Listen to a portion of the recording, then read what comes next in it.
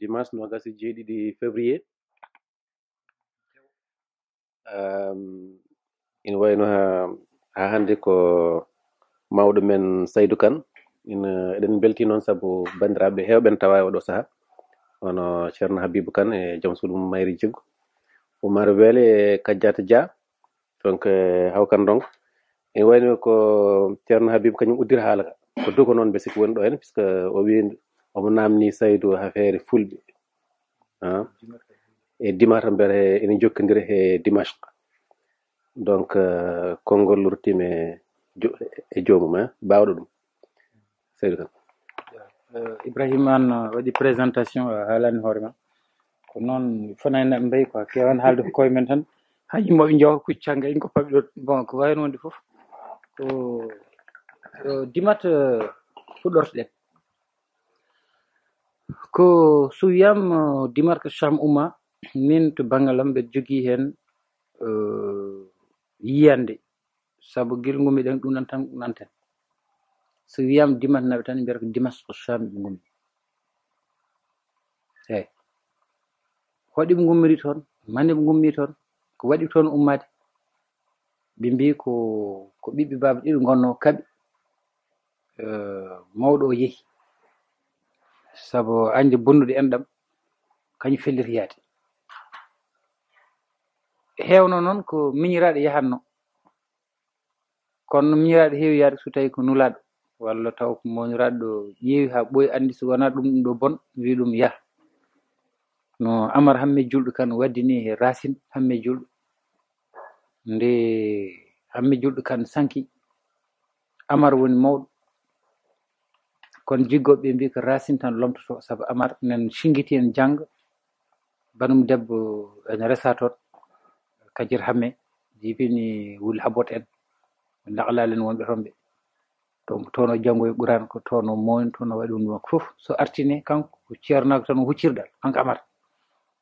mo wonnoye jambar kuɓɓuɗo kaɓeteɗo ha ko safaɓe no gadda jangge e jaam wiide yawma mitta Amar o mitta Jamil Awar ñalawma amareɓe temedere e amareɓe he gueloɗi temedere ɗokkiɗi woni ko fuutankoɓe mbiyata ko eɓol Amar hakkude makko hakkude Dimat e Trarza ɗo feccir ɗum hakkude ɓe ketti dow ɓe ketti ga e less kanko Amar noon ndo hawiraɓe ñang ɓe ko Jolof gummi saabu Hamme Julɗo Kane resi toon e Jolof o resi Aissata Aminata Abdallah Niang on mbiyata Anthia Abdallah Niang tanum Jaddu Niang en woni Niang wonɓe Fouta ɓe gummi ko Jolof ko fulɓe urɗi wontoɓe ñangɓe mais ko Niang Baalo e Sall Baalo fof ko balɓe nen jaltike Baba donc kanko Hamme Julɗo Kane o dañde Anthia Abdoulaye Niang o dañde mum Amar Hamme Julɗo Kane Ali Hamme Julɗo Kane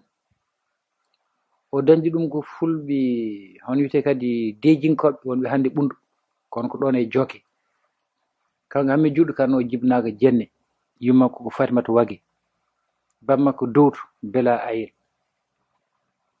ndeket Dowto o ko indi baroɓe yummakko kadi ko Waguejo woni ke baroɓe ɗum firti ɗum waɗi Nega Elimane Nega ko kan hanɓe to Bokki Diawe Wagueɓe ɓe goni sermɓe juma kan hanɓe goni joom wuuro en ko ñon hawraɓe ko enɗam ɗam ɗon yahat ɗon ɗum ko haal goɗɗo ɗum Askiya Mouhamed ƴetti laamu gay gaw nulimɓe yo yaa o wurtin diine l'islam to diwan men to saabu falde nde ko ceddago ɓurno hen yaaji ɗum waɗi noon o sari ɓiɓɓe fof ɗum waɗi wawa hawede aɗa yi hande nder Sénégambie o kabadanaɓe ɗo Kaolack ɗo adi Kahone de alili bana koli foli ɗum yaadi e dimannaɓe ɓe pewdi Kahone caggal ɗum ɓe pewdi Sare Alassane pewdi Kum ɓe pewni ganduɗa Dongrong Ba ɓe gummi ɗon ɓe Dongrong Ba noon no demɓe ɓe galle Sare Anis Deme en wal Dongrong Ba Gambie e Dongrong Ba Sénégal fof e Sare Demba Ñaan e Diamakuta Sisiɓe Liduɓe Kantanɓe ha Tankon ɗum ɗo fof ko dawal gadnal ngal ganduɗa hawri e Dumbun kanko Hamme Julɗo Kane o mo naywi ɓiɗɗo o noon e jogor lamade kono noon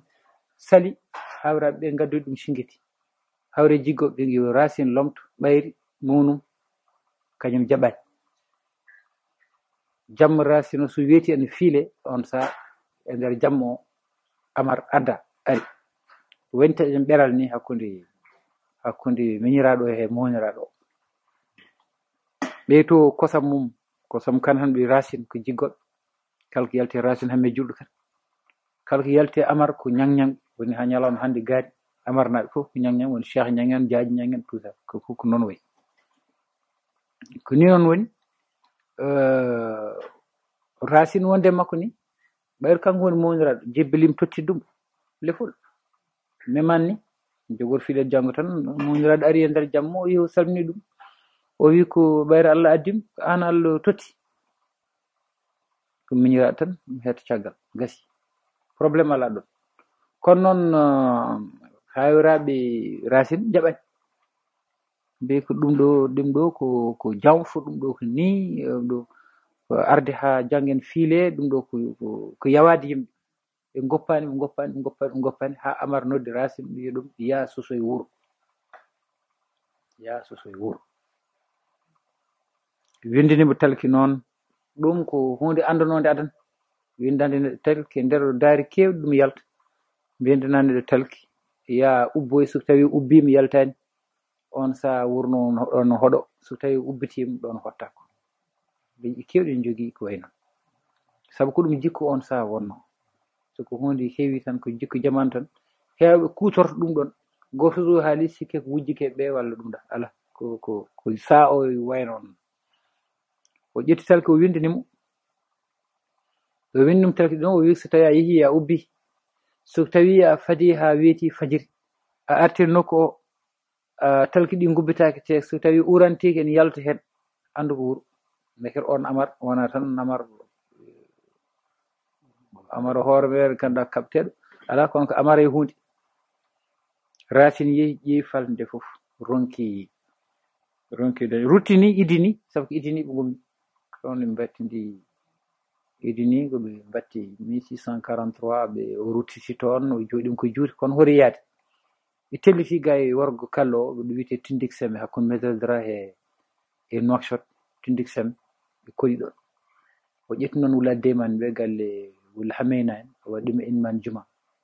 donc Hamet Youra wi ko nder deftere mum l'histoire des puits de Mauritanie firɗum ko Paul Marty en 1911 wi ko jomaji jeeɗiɗi ɗi dañi ɗon wonde kono Racine he hunjude nokkuji ɗi yi talki ɗin gubbitoɗa donc heddaki ɗum ɓe koɗo Tichikir après o ari Irkiz Dimatrew hakkude Thiadji e Irkiz o fewndi wuro o ɗon o ubbi talki ɗi jaltani o noddi Taja Kante noon o hodde mumen ɗon o hodde mumen ɗon o waɗi wuro Dimatrew ngu innira Rachid woni inde makko woni Racine ha furanko mbi Racine woni Rachid ɗum wiyata tulde Rachid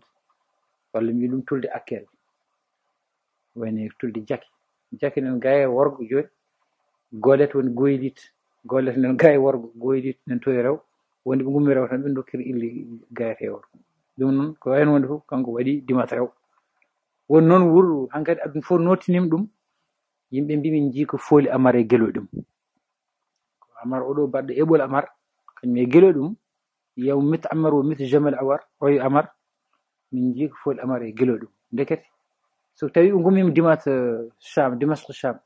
te ko moñiraɗo o yeehi mbimi ɗum wona hunde hewde wowede e nder darto son jii udditimɗe ɗo laañ ko hollude miñiraɓe kañum heewi nulede yo yaah e ɗo dokkimi pilli taw ko labtuɗi taw gomɗo so yiyen memo sabu dokkimi ko ille labtuɗi e diwan labtuɗi Amar heddi wonde Elimane Gaɗi ɗum wonno lefol dimannaɓe Elimane Dimata ɗum ko Racine adi ɗum hono wiyete kadi innirede noon so tawi kanko adi innirede noon ko addiniɓe wiide ko Dimata ɓe gummi Dimasque Cham ɓe gummi te taniraɓe fof mbiyanno koye men ko Elimane Gagne hoɗon Gagne el ko gani Amara o walla ko gani hamme julɗo kan ɗo rewɗo walla hoɗon Gagne Allah ɓuuri andude noon woni yoɓe ayel woni ilman juma kumbisale to yiya noon ilman gani naɓe woni ilman laamo ganna o woni ilman mabɓe darto addi no haala ɗum darto noon adi ɗum ko galle dilli o galle ceerno bocar Modibo Kane to dilli galle Abdoulkader e Abdoullahi Kane ɓeɗo ɓen ɗon jimi e gorgol Kadiata Modibo Kane Bakuna naɓɓe kamɓe jogui ngol ɗo darto par ce que hamɓe juuɗo karo ɗo maayoy to heede jigéen ni heede ilyelaɗe jaaƴi ɗo maayi ɗo heede jigéen ni no wayno ko hayre woni hakkude maɓɓe kaƴir tan tulde tan tokset ilu yalade sankiɗo kanko ɗo sankiɗo hayre nde wiyete Kralibgar enen ɗon ha ñalawma hande rokken ɗum famde ko Pierre Amilat kene waɗi deftere sur les idées riches du Tagante saabu ɗon o haalno ayil qui était chef des populations du Tekrour Habib Boubacar Boun Amir kamɓe gonno sehilaɓe Diler al Mourabitoun en Haraqatul Mourabitoun ɗum kadi noddi haala goɗka ɓeydi ɗum kadi ko deftere makko kanko Colombani witende les annales du Guidi Maha hen tumbitere ne waɗa e nder deftere Siré Abbas Sow les chroniques du Fouta sénégalais 1913 nende nder deftere nde satti ɗum ko de la Fosse et Gaden les deux gouverneurs là mi accu ayel he ko way noon ka ko ilman gani ɓe gandira Racine wi ko ilman dimat en waɗi sababu hoɗo sababu ndeket ayel o ɗo wona ayel mawɗo saabu ayel mawɗo haqiqi mbiyoɓe jalti mum on ko ɓi Abdoullahi o ko ɓi Boubacar on ɗon kañum effectivement Abdoullahi Boubacar o wayni ke nder jalluɓe o jeeya ko noon saben hawni quand même yettode yette jomumen joftine e leƴƴi fulɓe so tawi jeeyaki hen ko addi ɗum jetoɗen kewi kono joftinaki e jalluɓe walla babaɓe walla oɗo no wiya Kane Diallo jeeri Dialalo Waalo wonko addi ɗum noon fala budde witte kadi Kane one wonko addi ɗum saabu waɗa fala budde wooda ko ɗum firti gaani one wonko addi ɗum ndeket won maalle gonɗe ɗo ɗum namni wittoji ɗum namni ko jonde ɗum namni ko yiilade ɗum namni ko dottude e ƴewtade e siwtade neɗɗo wawa diwat tan wi ni ɗum tarih jaɓani ɗum ko recherche scientifique meeɗa jabde hade gandal yaltinede jayindeji walla koye noon ma jarribe ƴeewe ha ɗum ha ko woni ko ɓurko wonde ko memoto fuɗɗi yaltinede heddo noon ko wattinta ko Allah andi ɗum kono ko ɗo kam en memo en woodi en memo e dow gaani o kala budde woɗɗo yalti e Maroc kadi won wiiteɓe gaani el gannawi min mbiyat ɗumen wiya noon ko yaltuɓe he ganni woni fuutankoɓe hanki walla Tekrour naɓe yanoɓe Espagne duttiti nde Isabelle de Castille hitan 1992 miladi woni caggal Issa ndi riddi julɓe wonɓe toon ɓe won hen ko saggi Maroc artani dande may ndeket noon ɗum firti so tawi ayel tokos o kañum wonno eliman walla lamɗo Tekrour naɓe e hedde waɗi duuɓi 900 kadi 11e siècle te no almourabitoun jahande ko kamɓe gonduno te ujunaji 4 innama ade yeehi toon taw ko ɓiɓɓe mbimi jaade Youssouf Ben Tachfine pewndimo Marrakech 1059 caggal ɗum 1076 ɓe puusi laamu Ganna woni ganduɗa Kumbi Saleh ɓe jawti kadi 1087 Bani Umayyade no wonɓe Espagne ɗo noddiɓe yiɓe gaara ɓe balla ɗumen e catholique en ɓe ne jogori tedde lamgu ɗiɓe taccinde kamɓe ɓeɗo ɓaleɓe he ɓeɗo safalɓe Sanhaja en ɓe lemtuna en ɓe ɗiɓe taccinde ɓe donci catholique en ɓe ko jinno ko ƴettude laamu Cordoba kono noon nde ɓe gayinde wallude lamɓe arɓe ɓe Bani Umayyan ɓe terta laamu ngu ɓe jogui ɓen Bani Umayyan ɓe gummi ko Dimashq sabu ko Abdourahmane ibn Habib kañum wonno toon sultan on Abdourahmane ibn Habib meeɗi nulde laamu Ganna e hitande 1954 donc no wayni duuɓi 100 caggal birnugol nulaɗo Allah sallallahu alayhi wa sallam duuɓi 100 caggal ɗum laamu Ganna o ene jokkodir e laamu Bani Umayyan gonɗo Cordoue e seteji dewoji ɗi nder jeeri ndi woni les caravanes ɓe keɓe hen kanŋeji ɓe gaddoro hen ganduɗa defte e fof o nuli no ganduɗa hunde e julɓe haɓade e ibadu en gayata e nder Kumbi Sale ɗum ko Abou Obeydel Bekri windi ɗum e deftere mum Kitabul Masalik kol Mamalik ko on saaha deftere nden ɗon winda e Ibn Hawkal on ko Bagdad najo kañumne windi ko eni e Ibn Said Fatimat on ɗon ko Tunis naɓe kamɓe fof jiiɗi yonta defte maɓɓe ne goodi ganda wittoɓe fof ne gandi defte ɗe par ce que ɓe multama ɗe kestinama e fof ɗum noon ɓayri ko noon o ɗum holliti kadi so tawi ko Dimashq o haalate Espagne o ɓadi te ɗum yeehi gaani woni laamu ganna ɗo habde ibadu en 734 ndekete jogimi ɗo maalle ummiɓe Espagne ne ngari kono ngari ke indi Dimashq indi ar ummiɓe Dimashq en wayni seteje garnoɗe ɗi ngam yidde habde ibadu en biteɗo ayel nen hen eyyi ayel kalamo joni ko 8e siècle woni duuɓi temedere caggal nulaɗo ayel goɗɗo ko duuɓi temedde jeenayyi caggal nulaɗo woni 11e siècle ndeket noon ayel ndeket en wawi taw wona neɗɗo goto eyyi e nder ɗum ɗo noon so Colombani windi ɗum ɗo Pierre Amilat windi ayel o caggal ɗo ɓe ballodiri e almorabitu nen caggal ɗo ɓe kaaɓi ha ayel o waɗi feere waram hono wiyete kadi ɗi hari yiriyare woni iri yara hedde sangrafa hakkude Guimi en e Kifa Mujeria en diwan on ɗon Chagar Gadil ɗon lamtor wonno adan no waɗi ha hande nokkuji ɗi cifimi e nder deftere bindimi to prison to sur la question nationale nokkuji kalɗo konɗen he diwan ɗon cafal koysam en jokke tuuba en galle ngaari en beeli ñara en e ko way noon leydi lam termes arɗo yerdide guuru galo Diaw yo Guimi joni noon oɗo ayelde ko ɗon haɓa e 1087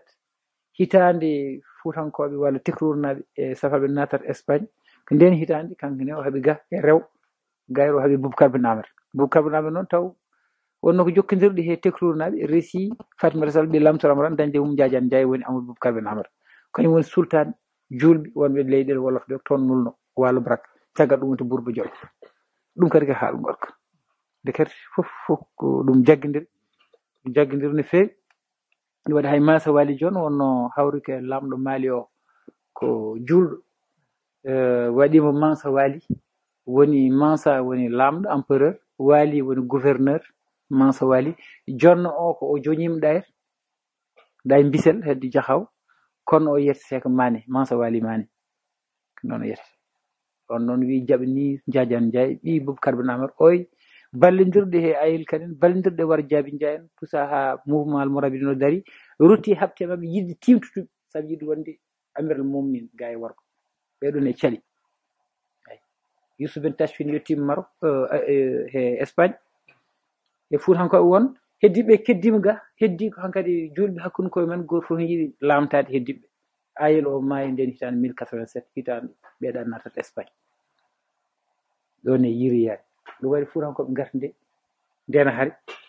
ɓe gardin ko biteɗo Baydi Dioum labba goto ɗo woni sowo yiriyare pucci e nder yiriyare so woni pucci soninke son ray jom pucci en sowo yiriyare pucci e nder yiriyare gelbel purel Baydi Dioum sabu ngelowo pour o ardinire kono tekrunaɓe woni namadiru woni tekrudu hunde mum province mum tokoso mbiɗen Fouta gelbel purel Baydi Dioum jaami juma kinnumami hinnude woni salminde est ce que ɗum ɗon ya jaami juma kinnumami gartimi juma kinnumami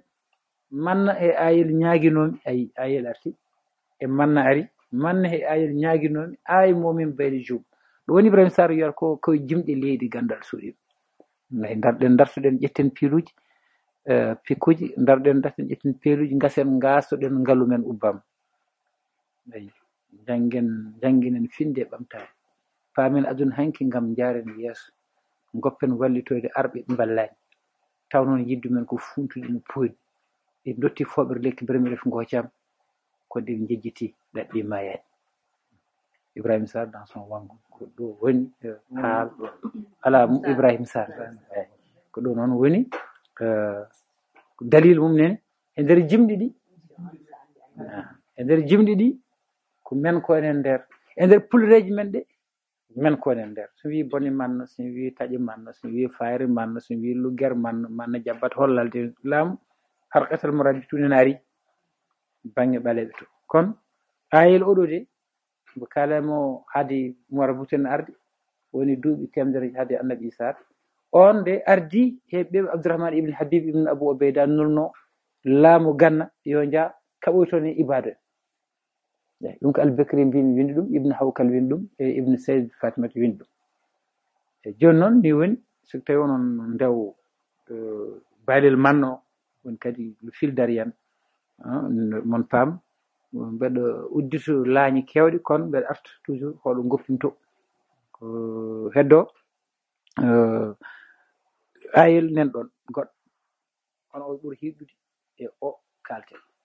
kamɓe fof de ko lefol Ilman Gani wi mbir koye maɓɓe imam des gens de Ghana Maroc ɗo tuwat Kadames fayi ganduɗa house marocain woni diwan Marrakech ha Oujda en ha naati Nador en woni le Rif tout ça ɓen jaggiri ɓaale woni toon ɓe ummiɓe Espagne jaggi ɗumen ko Ganawi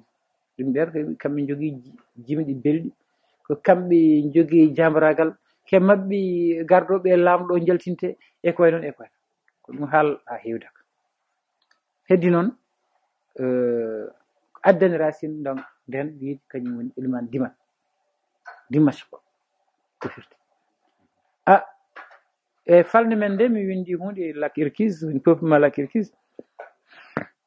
ɗon wonno Dimatre woni weeɗo Kadia ɗon ene wayni Ida Bin Hassan en ko fusnaji men Ida Bin Hassan en ko fusnaji men kamɓe ki berbere iɓe pecci noon woni Idaw Chokra en wulan Sidel Falli en wulan Boul Mokhtar e koye men joni noon kamɓe eɓen dow Irkis ke enen ɓe koddi Idaw enen kadi ko enen kodduno dimannaɓe Hubbaya woni préfecture ɗo woni ɗo hande Irkis ko dimannaɓe jeeyi Idaw enen ittu Maroc to pucci totaɓe mi pewndi caaji wiya caaji jola baraji ɗum woni ko pucci ɗi birgat haade konuji wadde heddi ɗon he diwan on ɗon e Dabel Hasan mbi nahnu banu hassanin dallat fusahatuna أنا من العرب الأربان ننتسب إن لم تقم بينة أننا عرب وفي لسان بيان أننا عرب واجب بي attention او ايل كان توكوس جعل مرابطون من دل ندم بحبيب بكر بن عمر سيل مك ونو جوي كبي كان في نحن بنو دمشق أي محمد فال والشين والعينين كانوا يمقول دو جمول en 1915 Odo Kalamo c'est en 1087 ndenitan may donc 1915 et 1087 wadi hen derwol institut de recherche scientifique pour ƴeedu won jeeydugol jimol finalement parce que David Hassan wi kañum en jeeyi enen mbiɗen kenen tan jeeyi te kamɓe ki berbere en mbi David Hassan en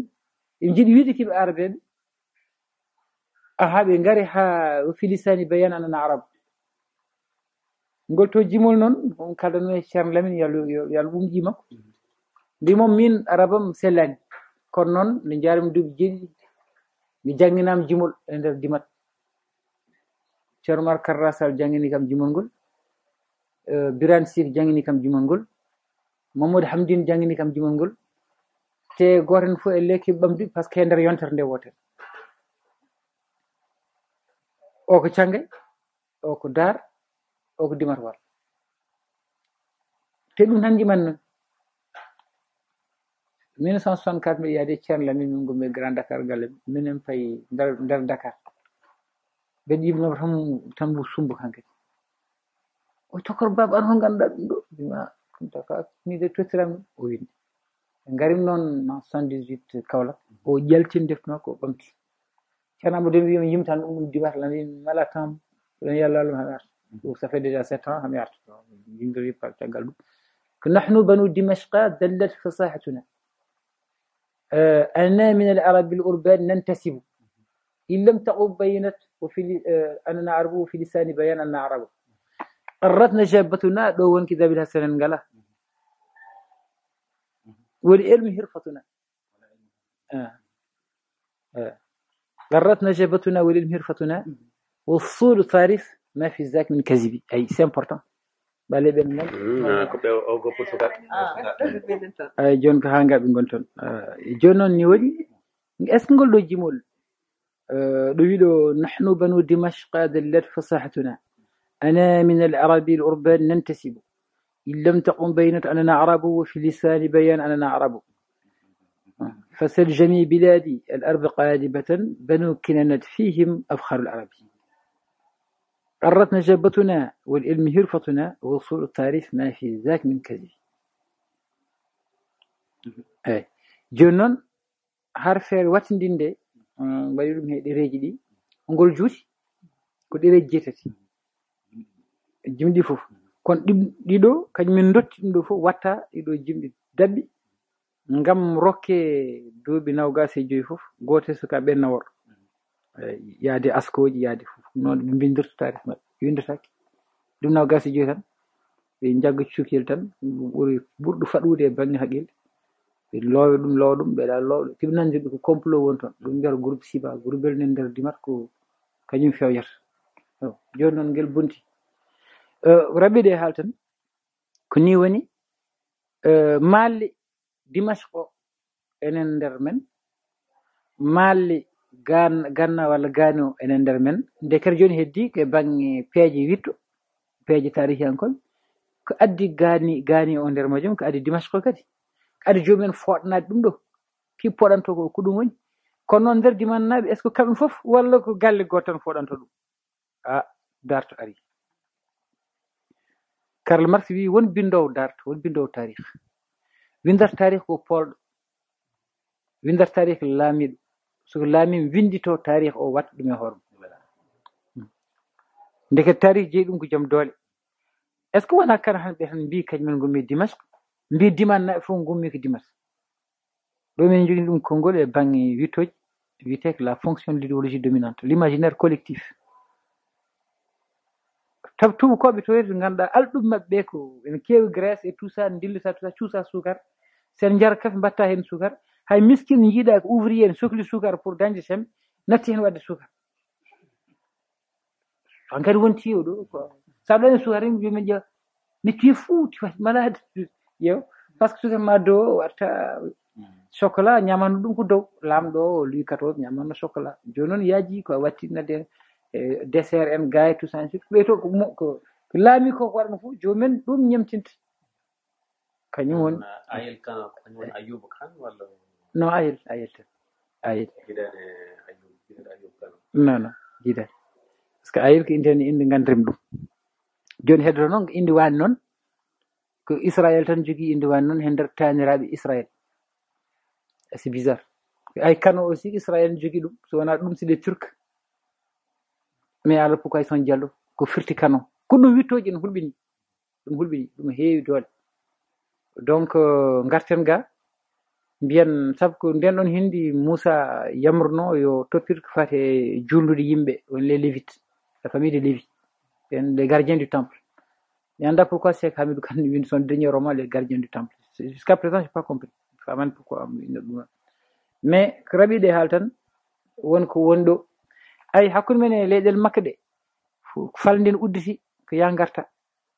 wonko wawata hoccetto adde ga woɗɗude en walla ɓoyre en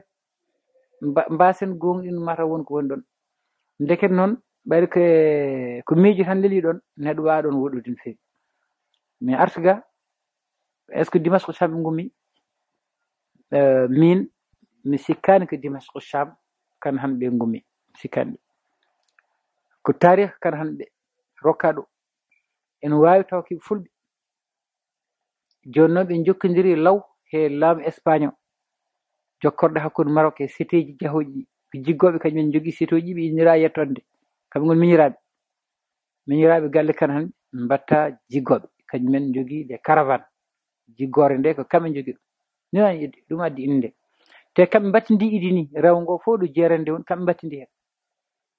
ɗum kadi en foti teskede nde kadi yahoɓe sétéji ɗi fof en keɓa ko wiyete ko influence